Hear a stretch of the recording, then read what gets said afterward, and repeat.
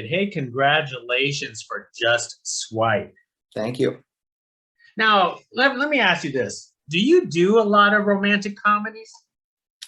You know, I've had a weird career. I've been all over the place. I mean, I've done a bunch of romantic comedies.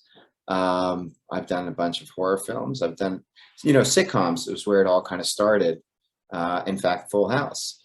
So it's ironic that here I am all these years later with Jodie Sweetin on a fun comedy again. But yeah, that's where it all started. It started with Full House and pilots like Reality Check, my series Misguided Angels. All through the '90s, it was sitcoms. So how does it feel to reunite with someone again from Full House like Jodie Sweetin? It's amazing. It was a blast when they called me up to bring me back to Fuller House, which I didn't even know they had rebooted the show. So when I got the call saying, "Hey, we want to bring Viper back," I was like, "What? What do you mean?" And then, that was a giant flashback going to the old stage at Warner Brothers and seeing the old set. It was wild. So yeah, I mean, I already had that part of the flashback trip. And then, working with Jodie on this was a joy. So, we never really worked together on the show because I was Candace's boyfriend, her older sister, and I was in the band with Stamos. So that's where I spent most of my time. And I was really good friends with Bob Saget, who unfortunately has left us recently. So really I hung out with Bob and Stamos the most. And then, of course, Candace, because we had all that work together. And Jodie and I didn't really spend that much time knowing each other on the first show. Then we became friends later on. It's funny because she married a friend of mine, and we became better friends post Full House. And then, of course, when I came back to Fuller House, she was already the star of the show. Just shut this door. Hold on.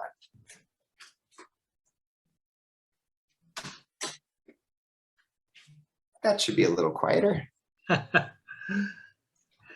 I think it's actually kind of funny how the universe actually works. Is once you belong on the show, you're just like part of that life in everyone's life, even if you don't really work specifically with them. Oh, it's so true. It's funny. I've done 60 odd movies since Full House, and I get cameo requests like, I don't know, 1 or 2 a week. And it's always for Viper from Full House. I have never gotten a single cameo request for me or any other character I played.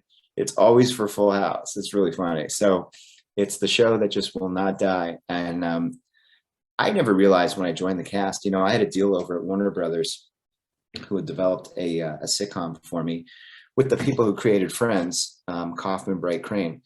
And so things were flying over there, and I was on a show and another show, and then they said, "We're throwing you on Full House." And I'm like, "Full what?" And then I didn't know anything about the show other than Les Moonves, who was the head of Warner Brothers at the time, wanted me to do it. And I said, "Great, love to do it." And they said, "It's our big hit show, and it'll be great." And then unfortunately we got canceled at the end of that season, which was season 8. But yeah, that was really where it all started. So yeah, everything's come full circle. Come back into this film. Well, let's take a look at this film. What initially drew you to a film like Just Swipe in the first place?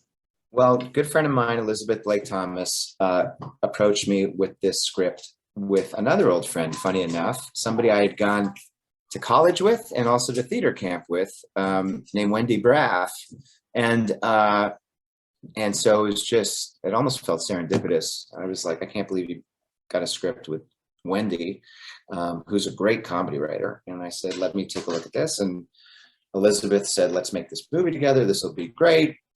And I jumped in as a producer on it and just started putting the pieces together. And my very first call was to Jodie. I said, I think Jodie's perfect for this. As luck would have it, we also have the same manager. So I went to Rachel Rothman and I said, send the script to Jodie. I think she will crush this. It would be so much fun to work with her. Rachel said, let me see. And Jodie loved the script, and the rest is history. Now, was this done during the pandemic? Because it Oh felt yeah, like it was the pandemic. it was right in the height of it. I mean, we shot it in November of 2020. That's when we shot it. So we still hadn't gotten the vaccine yet. It was like right around the corner. And so we were just anticipating that it was going to come. And the idea was that at Valentine's Day, the vaccine would be here. And actually, our foresight into that was ironically exactly on, because in February, that's really when the vaccine hit. Some early people got it in January, but basically it came out for older people, at least in February, right in time for Valentine's Day. So our timing was pretty good. And that is a key point in the script where these two people are forced to date online because they're in quarantine, and then they're going to meet Valentine's Day when they'll be able to see each other, because there'll be this vaccine that's going to change everything, which we all thought would, and it kind of did, and then it didn't. Was it a weird feeling to do a movie that you are literally living in this fictional world that is reality? It was amazing. And, Elizabeth did a great job of containing everything in this one really big house with lots of eclectic different rooms. It was the Frank Sinatra house that we shot in his old estate. And so we had so many different locations within the house that we were able to kind of bounce around. And we got it done in a very safe, contained way in a time when people were very nervous. You have to remember, before the vaccine came out, things were pretty scary there for a bit, and especially during those months, November, December, January, because there's always these upticks that seem to happen in the winter. So we had a lot of very good protocols in place. I've made now 7 films since the pandemic started, as a producer, as an actor, on most of them, and nobody has gotten sick on our sets that have caused us to shut down. So we've done a very, very good job of sticking to protocols that have been safe and effective. So how was the production setup work for Just Swipe? Obviously, everyone's in the separate rooms in the same house, but was it like camera setups? And obviously, you didn't film via Zoom. Right. So exactly. So we had Elizabeth did a really smart thing. She had the point of view of the computers, right, which we call the tech point of view, and then she had another camera basically giving us the space. So you'd get both perspectives, and then when we would go back to the other person, they'd also have a chance to see you on the screen, or we see them in their space. The advantage of that is, because we were shooting only one person's coverage, we got to shoot a lot of one person in a day. I actually shot 45 pages in a day, which I wouldn't recommend, but I happen to be, probably from that Full House training, pretty good at memorizing dialogue, and I managed to do pretty much all the coverage of my side of every Zoom call. And then, of course, the parts where we're all together, we shot on different days. But for our own setups in our space, like me in my house, Jodie in her house, etc., we would knock that out pretty much in a day, everything we could, which is the most efficient and best way to do that. So it's a little tough as an actor, because if you don't have the ability to memorize 45 pages, you're in trouble. But if you can, it's really going to save production, and we got it done in record time. Well, that's a testament to your talents. Thanks. Now, what do you love about playing this character? Are you as charming as this guy that you play in Just Swipe? Am I as charming? I don't know. It's just it seems like it comes so natural, and even talking to you, it seems like yeah, it's pretty much me. I mean, there are characters I've played that are real characters. Like if you look at my film Reboot Camp, that came out about 6 months ago, that's on VOD now. That one I got to do a French Canadian guru character, and that was a lot of fun. And it's like sometimes in comedy I get to do that. This was really the straight guy role, so equally as difficult in comedy as putting on a character, because you got to really nail it as truthfully as possible. And I am the actor who says, "You bring you to the page." You know, I never try and say a line the way somebody thinks they should hear it. I think everybody has their own uniqueness, and every actor should bring his story to the page. And that's what I try and do. So I just made it as honest as possible of pretty much me in that situation. And then when we get into certain character history, certain things that are specific to that character, what I usually do or always do is I'll substitute that with something that is related from my life. So it'll be as real and as me as possible. Now I have to ask. So, what is like acting with Steve in this? Well, that's Elizabeth Blake Thomas's dog. She happens to be on here. We'll give Steve his moment. Sit down, Chai. Steve always takes the limelight. Hello. Hello. They say never work with animals, you'll be upstaged. But I have to say, Chai is an excellent dog to work with. I had a lot of fun. We had great shots of me at the dinner table with Chai, and Chai is a professional, I would say. Yes. So it was a very good experience working with Steve, the dog. Yeah. That is great to hear. So David, what drives you? What you know, in this career? Because you know, you have a long career. I mean, 7 films since the start of the pandemic. That's just simply amazing. Yeah, you know, it's funny because you get a gang together like Elizabeth over here is very much like me. Like we are just those people who say there are people who talk about making movies, and there are people who make movies, you know, and we are those people that just say we don't really want to talk about it. We want to just go make it. And some people will shoot themselves in the feet, procrastinating over it's got to be perfect, and we got to get just the right this and just the right that, and it's years before they shoot a frame. And we are kind of the opposite, which is how much money do we have? What are the borders that we have to work within? And we figure out how to do the best job possible with those parameters. It's not going to be perfect. You're never going to be perfect. You're never going to be fully happy with anything you shoot. So this idea of trying to be perfect, even though we all have some perfectionism in us, it's just futile. And it's like, while everybody else is trying to hit a home run with that perfect movie, we're just having fun making movies. So you have to have that mindset. You have to be a bit of a workaholic like we are.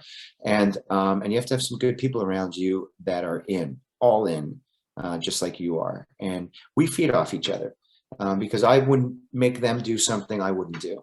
If I'm going to ask them to work 12 hours, I'm going to work 14 hours. If I'm going to ask them to sacrifice pay, I'll sacrifice my pay. That's just the way I work.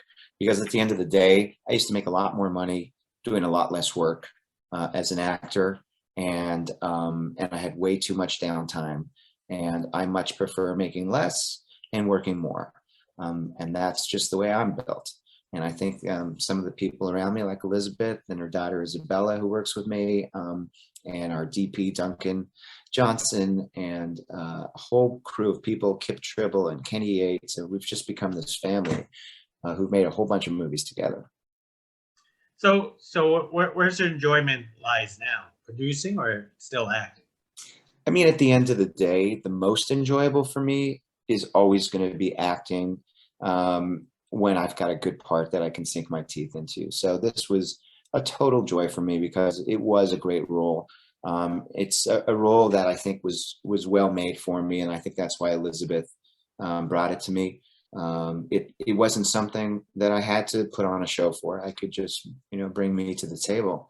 And then, like I said, when I get to do something like Reboot Camp, it's so rare that I get to put on a character like that. So those are always a lot of fun, you know, because I was a comedy guy the whole 90s. That's what I did. And the fact that I got roped into all these Lifetime movies where I was the killer and I was the rapist, and that was, you know, it was just like, my mother used to call me and say, I don't understand how they could cast you for that. It's terrible casting. But it was nice to come back to comedies. When you asked me earlier about romantic comedies, I mean, it's certainly in my wheelhouse. I did do another rom-com that just premiered on the CBC in December. That was a Christmas movie called A Christmas Letter that I starred in with a great crew of people like Colin Mockery from Whose Line Is It Anyway, playing Santa, and some great character guys like Enrico Colantoni and Roger Cross. And like all my movies, I put a bunch of friends in and I called in some favors. And that should be out this coming Christmas here in America. But you know, I get to do it all. So yeah, love doing rom-coms, love doing horror movies. I've directed 2 horror films. I'm getting ready to do an action comedy next as a director called Crocodile Creek, and I'm off to Mississippi on Friday to prep and then shoot Hunt Club, which is a film that I co-wrote and is a action film. So we're busy. We got a big slate. I partnered up also with a guy named Bob Daly. And if that name sounds familiar, that's because, yep, it's the same family. His dad ran Warner Brothers for 20 plus years with Terry Semmel, and they used to own the Dodgers. So pretty known name here in LA. And I was extremely grateful when he agreed to partner up with me and said, let's make some great movies. So that's what we're doing, and we have an aggressive slate. We're going to keep doing them. When I can act and it's the right part and it's going to help the movie, I'll act. And I always wear the producer hat first. Whatever's best for the movie. If it's best that I cast somebody else, I'm going to cast somebody else. And if I can be of value to the film, I'll put myself in. And that's kind of the way I've been doing it. I am so amazed that you are so busy and you even have time to talk to me. Barely made it, but yeah, thank you. Look, this film is really important to me, so I'm glad that you gave us this opportunity to talk about it. Thank you for having me on the show. And I really hope people find this film, because one of the main themes about this that I think is crucial that we do is we take a lesson from what's the positive of this pandemic. And while we were so focused on the negatives, oh, we didn't get to do this, we didn't get to do that. Well, this film tells us, hey, maybe there's a lesson to be learned here in slowing it down, getting to know somebody before you hop in the sack. And what you see in this movie with Jodie, from the dichotomy of where it started pre-pandemic, the way her life was run, and then forced into the situation to get to know somebody, that maybe is the secret to true love. And we're so focused on the quickness of meeting somebody and taking them home, and its looks, and it's all material, that we kind of lost the whole courting process of getting to know someone and building that thing up before you see each other physically and are intimate. So I hope we pull that lesson out of this movie, and maybe we pull that lesson out of the whole pandemic as a whole, you know? I think the message is there, especially in a film like Just White. Well, David, I really appreciate you speaking to us. I was going to ask, if you had like the best positive memory of Bob Saget, because I guess, but you're probably tired of hundreds of people asking that question. It's okay. I mean, look, it's been a difficult time, and yeah, there's been a lot of questions and emails and DMs about Bob, but I will tell you one thing about Bob. The one person who had my back when I most needed it was him. And there was a time that something personal happened and I needed a day off. And the producers were like, we can't give it to you. We're so sorry, but you got to film with the twins, and we have to pre-tape with the twins. And we just won't make it before Friday's taping. And I went to Bob and I said, Bob, I need your help. And he said, I'm going to take care of it. And he went straight to the producers and he said, you're going to get David the day off. And they went, okay, David, you got it off. So that's my fondest memory of him. You know, he did a lot of kidding around, and there's all kinds of sides that people may see, but at the end of the day, he's a pretty good guy. That when there was one guy I really needed, he had my back. So that's what I'll remember with Bob, and that's what I will share. Right. Thank you for sharing that, David, and thank you for speaking to us about Just Right. Hopefully, we get to do this again on your many, many, many projects that's coming up soon. There's a lot coming, so just keep my number. We'll do it again. Let's do this. Thank you. You Appreciate it. got it.